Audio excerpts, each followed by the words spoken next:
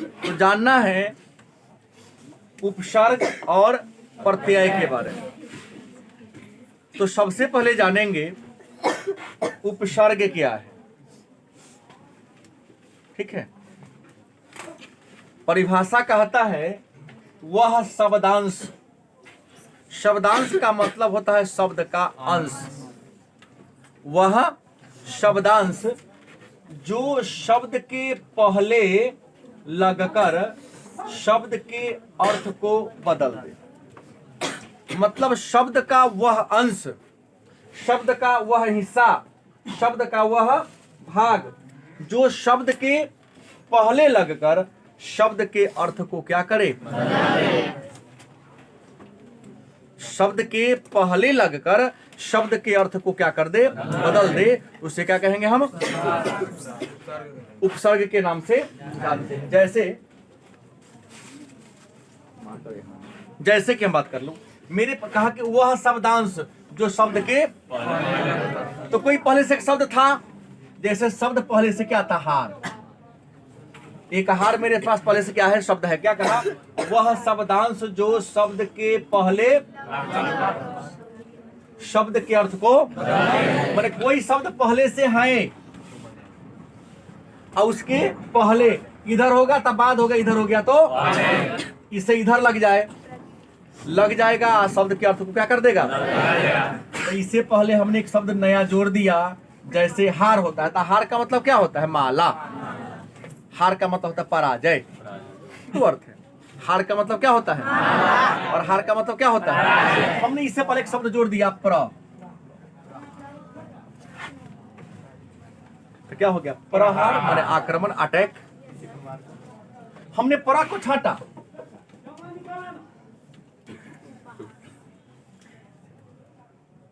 उपशब्द जोड़ दिया, क्या हो गया, हार का मतलब क्या होता है, पराजय या माला। लेकिन हमने उप जोड़ दिया तो इसका मतलब बदल गया, उपहार हो गया। हमने इसके पहले आ जोड़ दिया, माने भोजन। मतलब वह शब्दांश जो शब्द के पहले लगकर शब्द के अर्थ को क्या करे, उसे क्या कहते हैं। समझ में आया। उदाहरण और देना होगा। एक शब्द पहले से है ना, और उससे पहले आकर क्या होता है, लग जाता है। क्या होता है, लग जाता है, तो उसे क्या कहेंगे हम। आओ आगे, उपसर्ग दो शब्द के मिलने से बना है। उपसर्ग क्या है, आप लिखोगे उपसर्ग दो शब्द उप व सर्ग के मिलने से बना है। इसमें उप का अर्थ निकट या, उप का अर्थ निकट या, तथा सर्ग का अर्थ सृष्टि करना या निर्माण करना। मतलब निकट या पास लगकर, निकट कहो चाहे पास कहो, निकट या पास लगकर क्या कर दे, शब्द का सृष्टि का नहीं, सृष्टि मन का निर्माण होता है। सृष्टि का मतलब ऑलरेडी निर्माण होता है, सृष्टि कर दे चाहे शब्द के पहले लगकर एक नया शब्द का क्या कर दे। कोई शब्द ऑलरेडी पहले से था और उसके पहले लगकर शब्द के अर्थ को क्या कर दे, बदल दे, या एक नया शब्द का क्या कर दे, निर्माण कर दे। क्या कहलाता है, उपसर्ग कहलाता। कोई तकलीफ है। अब इस बात को समझ गए क्या, तो आपसे कह सकता है कि परा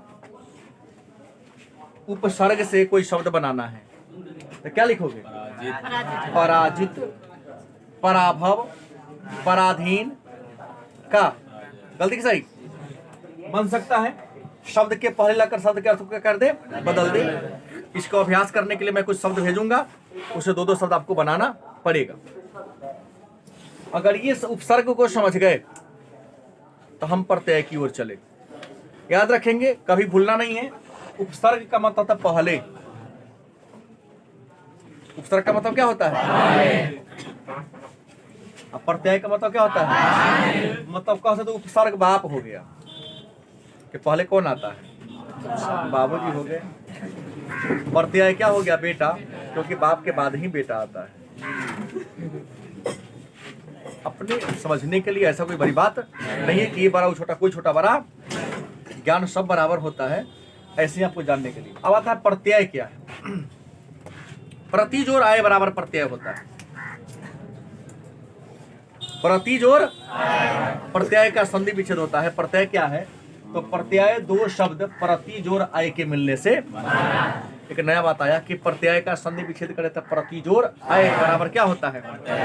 प्रति जोड़ आय बराबर प्रत्यय दो शब्द प्रति और आय के मिलने से बना है। इसमें प्रति का अर्थ क्या होता है?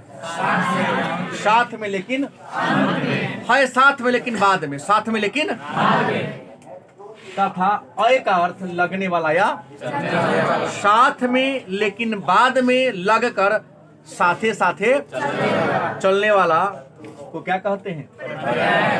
साथ में लेकिन बाद में लगकर साथ साथ चलने वाला जो शब्द है उसे क्या कहते हैं? प्रत्यय कहते हैं। गलती की सही? सही परिभाषा क्या होगी? वह शब्दांश। शब्दांश का मतलब क्या हो गया? शब्द का। शब्दांश का मतलब क्या होता है?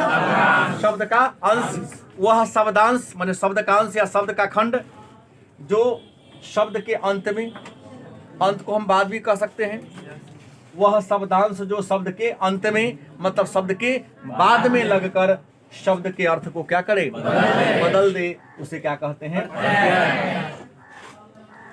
प्रत्यय दो प्रकार के होते हैं।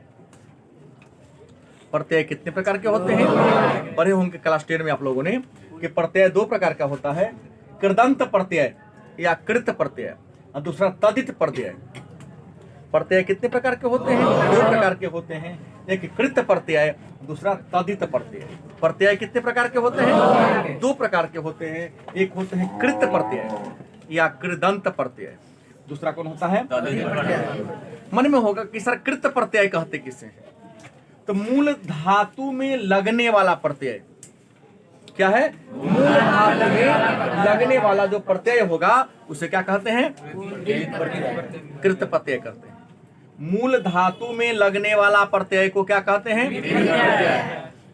तथा तदित प्रत्यय की बात करते हैं तो संज्ञा, सर्वनाम, विशेषण और अव्यय।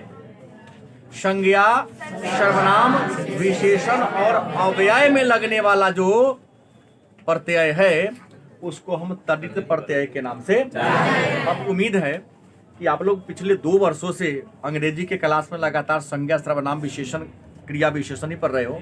तो संज्ञा का परिभाषा शायद हमको देने की जरूरत नहीं होनी चाहिए। कि होनी चाहिए? किसी भी वस्तु चाहे जिसको हम देख पा रहे हो या नहीं देख पा रहे, उसका यदि नाम है तो क्या है? और संज्ञा के बदले में संज्ञा के स्थान पर जिस शब्द का प्रयोग होता है, जो संज्ञा और सर्वनाम की विशेषता को बताए, विशेषण। और अव्यय का परिभाषा है जिस पर लिंग, वचन और कारक का कोई प्रभाव न पड़े, जैसा है वैसा ही रहे। वह शब्द जिस पर लिंग, वचन और कारक का प्रभाव हमेशा जैसा है वैसा ही रहे। जैसे प्रति, चाहे प्रतिदिन। यथा, यथा का स्त्रीलिंग क्या होगा? पुल्लिंग क्या होगा? एक वचन क्या होगा? बहुवचन। कुछ ऐसे भी शब्द हैं जिसका एक वचन बहुवचन वही होता है, स्त्रीलिंग पुल्लिंग भी ना। उस शब्द को क्या कहते हैं? तो संज्ञा, सर्वनाम और विशेषण के अंत में लगने वाला अव्यय मतलब शब्द को तदित प्रत्यय के नाम से। अब है कहेंगे सर कृत। एग्जाम्पल कृत का हमने कहा मूल धातु के अंत में लगने, मूल धातु में लगने वाला। एक हमने यहां पर लिया, कृत का उदाहरण दे रहा हूं, वाला। वाला एक क्या है? प्रत्यय है। वाला क्या है? हम बोला हूं वाला हमेशा अंत में आना चाहिए। वाला हमेशा क्या होना चाहिए? तो वाला प्रत्यय शब्द बनाना है तो देने वाला, गाने वाला। हाँ हो जाए, कहने होगा भाई। बजाने वाला, दूध वाला, कपड़ा वाला, साड़ी वाला, किताब वाला, कॉपी वाला, कलम वाला, दुकान वाला, याद रखना हमेशा ये शब्द हो हमेशा कहाँ हो? अंत में लगे, और अंत में लगकर शब्द के अर्थ को क्या हो? एक और आता इत्र। हाँ, पवित्र, चरित्र हो सकता भाई। हर्षिकार है, देख लेना हमेशा पवित्र। अगर यहीं पर दीर्घी रहता तो ये पवित्र नहीं बनता। हाँ, विचित्र।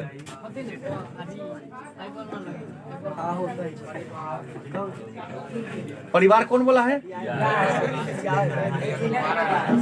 भगवान जी भेजा, रख के भेज दिए।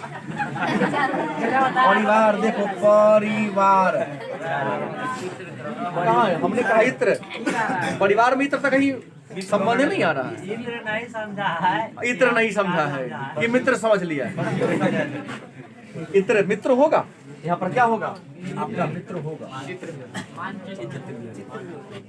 होगा क्यों नहीं? मेरा कहना है कि हर्षिकार वाला बात आनी चाहिए, हर्षिकार वाली बात आनी चाहिए। हमको अन्य से मतलब, जैसे एक आया अन्न, एक शब्द आया क्या? अन्न। तो पालन, लन देख लो, यहाँ अन्न, यहाँ अन आ रहा है मात्रा। याद रखना, हमेशा मात्रा भी ध्यान रखना है, पूछ देगा। पालन, पालन में कौन प्रत्यय है? पूछ देगा। बचपन, बचपन में इनफ कर देना, पन लिख देना। अन न रहे तब पन चलेगा। जो मात्रा उच्चारित आप कर रहे हो वही अंतिम शब्द में जो मात्रा लगी हो, अंतिम शब्द में लगने वाला मात्रा ही प्रत्यय होता है। गलती की सही? जैसे बचपन, हेलो हेलो, हाँ बोलिए। हाल ठीक है? हाँ, फोटो गिरा भैया भाई।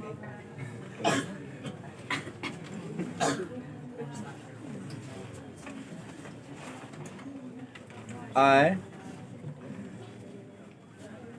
हाँ हाँ हाँ हाँ, सचिन भैया बहुत पहले कहले।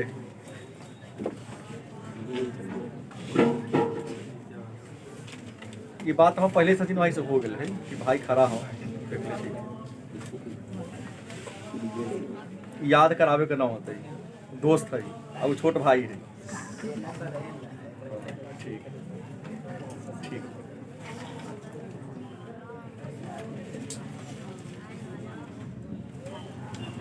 वोट का सवाल है। अन्न देख बोगा, हमने कहा कि लास्ट शब्द पर या लास्ट अक्षर में जो मात्रा दिखाई दे, जैसे बचपन, अंत में क्या बोल रहा हूं? थोड़ा जोड़ दो, अपने मात्रा बुझा जाएगा ना। जैसे हमने कहा डिबिया, डिबिया, इया, क्या बोल रहा हूं? इया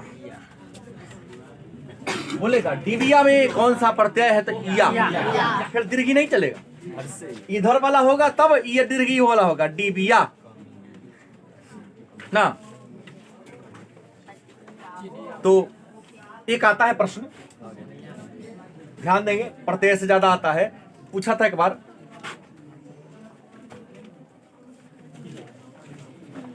परीक्षा शब्द में कौन सा प्रत्यय है?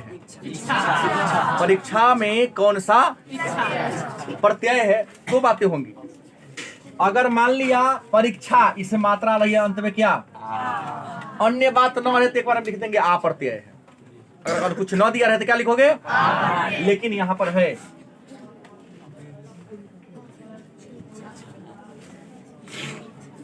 इच्छा, इच्छा, इच्छा, गलती लिख रहा हूं, एक मिनट, वही ठीक लिख तो लिखा था मैं। मतलब यहां देखना है, या दीर्घ है ना, तो आपको ये इच्छा भी लिख देगा या इच्छा भी लिख देगा। एक ये भी इच्छा लिख देंगे। तो हमेशा क्या इधर वाला है दीर्घ है तो क्या चलेगा? अगर ये दीर्घ वाला इच्छा ना रहे तो यहाँ आ रहे तो आप क्या दोगे? आ दोगे, क्योंकि दीर्घ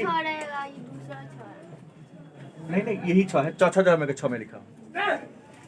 तो अगर आ की मात्रा हो और इच्छा ना हो तो क्या दोगे?